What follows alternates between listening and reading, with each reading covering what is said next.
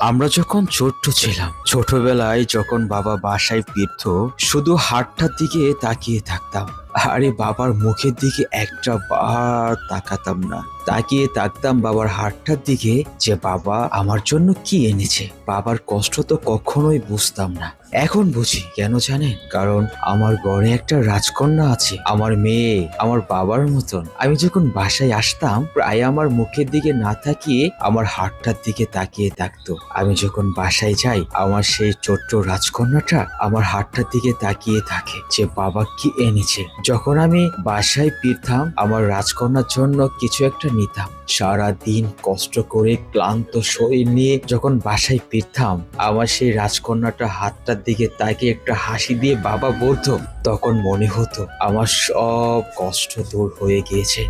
একটা হাসি, একটা বাবার ডাক শোনার পরে সব ক্লান্ত দূর হয়ে গিয়েছে। এটাই হচ্ছে বাবার ভালোবাসা। আর আমরা এখন বুঝি আমাদের বাবাও ঠিক আমাদেরকে এভাবেই ভালোবাসতো। আজকের এই ভিডিওটা সবাই শেয়ার করে দিবেন।